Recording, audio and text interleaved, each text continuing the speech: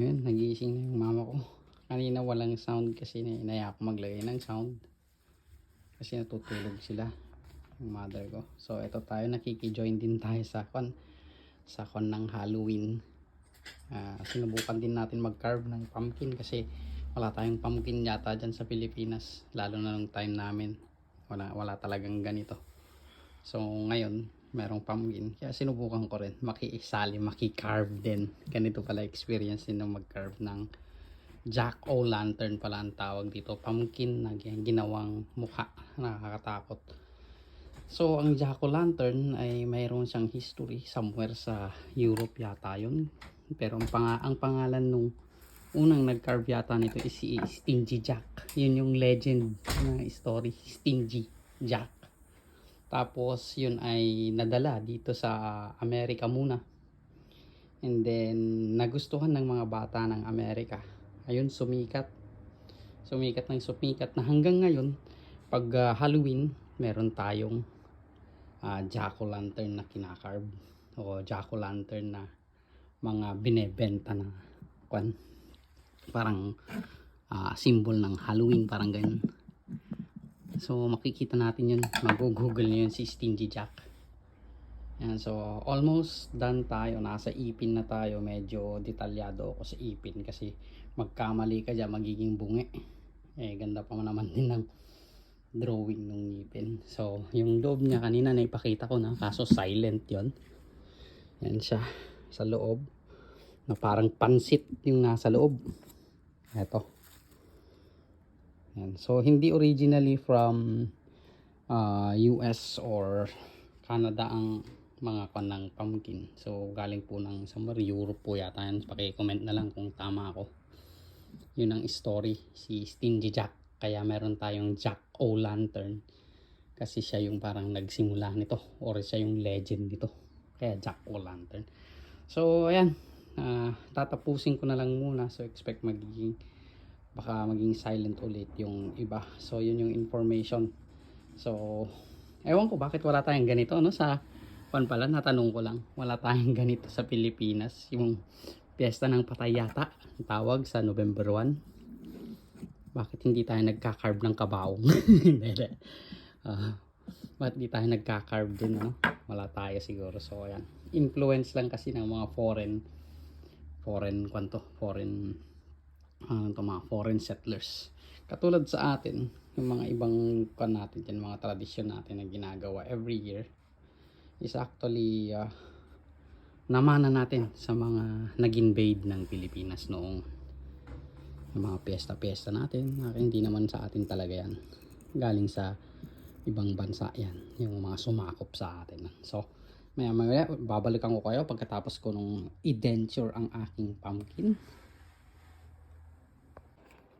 Ngayon nagbabalik tayo, medyo malapit na tayo sa dentures ng aking jack-o'-lantern. Ayan, yung ipin niya, hindi pa po siya tapos. Under final na po ako.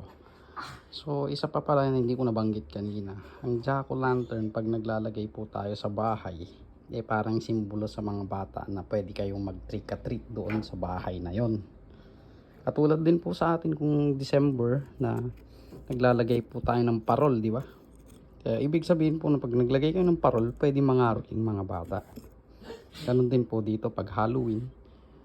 Ayun, nag-trick-or-treat yung mga bata dito. So ang tinitignan nila is kung meron kang pumpkin doon sa bahay mo. Kung meron kang pumpkin doon na lalo na yung may kandila sa loob at nakitang-kita ng mga bata, pupuntahan yung bahay mo at mag-trick-or-treat. And syempre, kung pinuntahan yung bahay natin, maghanda na tayo ng mga treats natin. Usually candies and chocolates po. Ayan. So tapusin lang po natin to. Mamaya na lang po ulit. I-update ko po kaya mamaya. Pagkatapos po nito, lalagyan po natin ng kandila. Ayun, nagbabalik po tayo. Ayun, na-finalize ko na po. Ayan na po yung final product natin na jack-o'-lantern. Lalagyan po natin ng kandila. May sablay sa ilong. Ano yun? Ayun, tanggalin lang po natin para pag umilaw po sa loob eh kitang kita. Tanggalin po natin yan. Ayan. So comment na lang po kayo dyan kung ito po first time na nag-carve at saka first time lang po na nagkuha ng jack-o'-lantern tayo. Hindi ko na pinakita yung process kasi may isang oras din ako nag-carve na napakasimple po nito. Kumbaga ito yung mga common lang na designs ng jack-o'-lantern. Mas marami po dyan.